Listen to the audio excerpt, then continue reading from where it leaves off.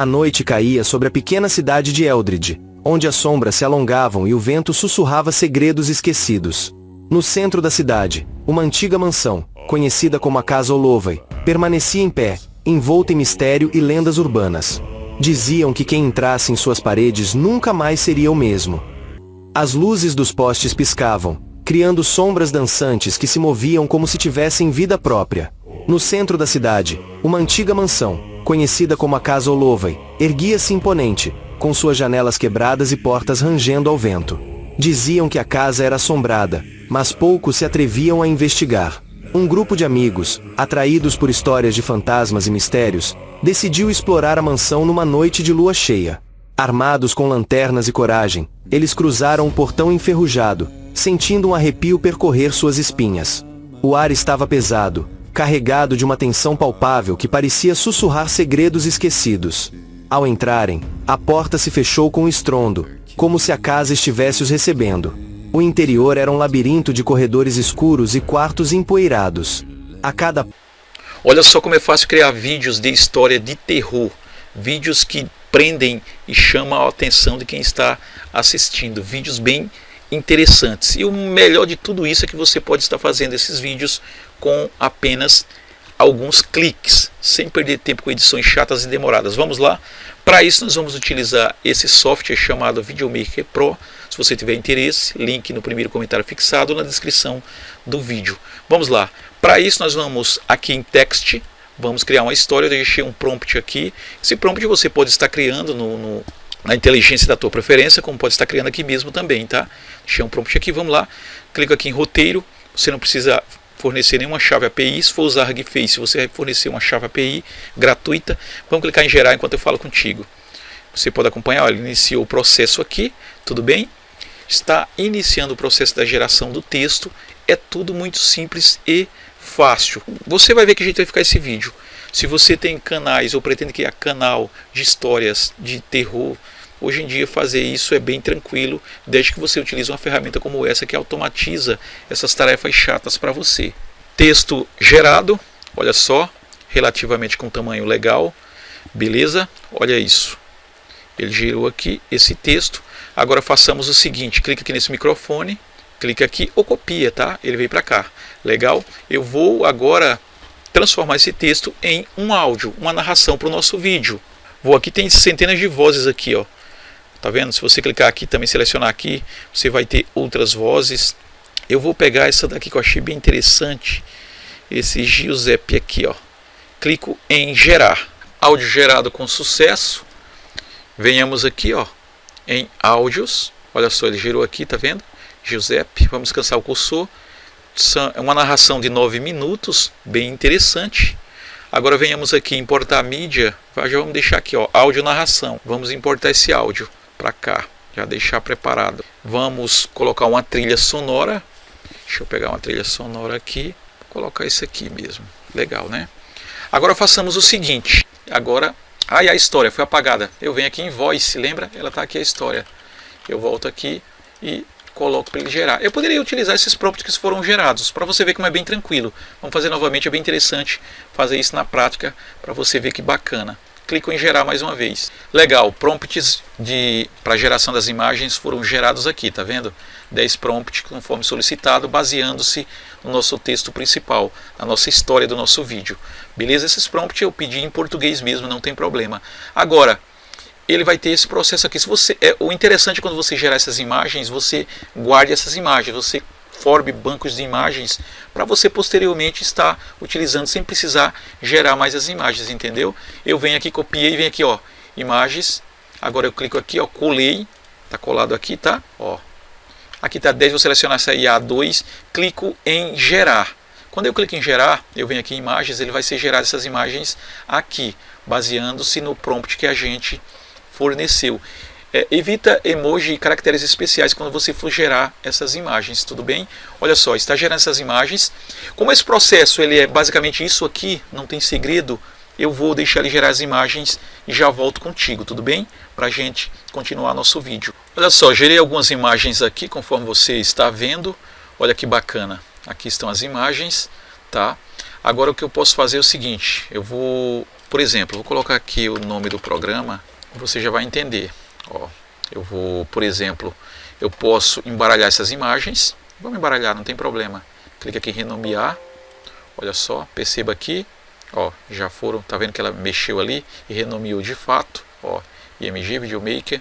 Beleza? Agora eu vou fazer o seguinte. Eu vou redimensionar. Nesse caso não precisaria porque ela já está no tamanho normal. Mas só para adicionar esse nome aqui, ela vai vir. De todo jeito você vai ter que colocar essas imagens aqui, ó. Imagem redimensionada, ela tem que vir para cá. Você pode copiar e colar ou fazer isso aqui. Ó, resize. Legal, elas foram para lá. Se abrirmos essa imagem, você vai ver a marca d'água que a gente colocou. A noite caía sobre a pequena cidade de Eldred, onde as sombras se alongavam e o vento sussurrava segredos esquecidos. No centro da cidade, uma antiga mansão, conhecida como a Casa Holloway, permanecia em pé, envolta em mistério e lendas urbanas. Diziam que quem entrasse em suas paredes nunca mais seria o mesmo. Certa noite, um grupo de amigos decidiu explorar a mansão, atraídos pela curiosidade e pela adrenalina. Entre eles estava Clara, uma jovem sensível e intuitiva, que sempre sentiu uma conexão estranha com o sobrenatural. Ao cruzarem o portão enferrujado, um arrepio percorreu a espinha de Clara, mas ela ignorou a sensação, rindo junto com os amigos. Assim que entraram, o ar ficou pesado, e um cheiro de mofo e decadência invadiu suas narinas. As paredes estavam cobertas de retratos empoeirados, olhos que pareciam segui-los a cada passo. O grupo se aventurou pelo corredor escuro, onde o piso rangia sob seus pés. Clara sentiu uma presença, como se algo estivesse observando-os, mas os amigos estavam muito ocupados com suas brincadeiras para notar. No fundo da casa, encontraram uma porta trancada. A curiosidade os levou a forçar a entrada, e ao abrir, descobriram um quarto coberto de poeira, com móveis antigos e uma grande janela quebrada. No centro, uma boneca de porcelana, com um sorriso perturbador, estava sentada em uma cadeira. Clara se aproximou, sentindo um frio intenso. A boneca parecia viva, seus olhos brilhando de uma forma que a deixava inquieta. Enquanto o grupo explorava, Clara começou a ouvir sussurros, palavras indistintas que pareciam vir das paredes. Ela tentou alertar os amigos, mas eles estavam distraídos, rindo e tirando fotos. A atmosfera mudou quando uma porta se fechou abruptamente, fazendo todos pularem. O riso se transformou em nervosismo, e a tensão começou a crescer. Decidiram sair, mas o corredor parecia ter mudado. As paredes pareciam se fechar, e cada porta que tentavam abrir levava a um novo pesadelo. Clara, agora em pânico, percebeu que a boneca não estava mais na cadeira. O grupo se separou, cada um buscando uma saída, mas a casa parecia um labirinto, e os sussurros se tornaram gritos. Clara encontrou um espelho em uma sala escura. Ao olhar para ele, viu não apenas seu reflexo, mas uma figura sombria atrás dela. Virou-se rapidamente, mas não havia ninguém. O medo a consumia, e ela começou a correr, chamando pelos amigos, mas suas vozes ecoavam, distantes e distorcidas. Finalmente, Clara encontrou um dos amigos, Lucas, paralisado em frente a uma porta. Ele estava pálido, os olhos arregalados. "Ela está aqui", ele sussurrou, tremendo.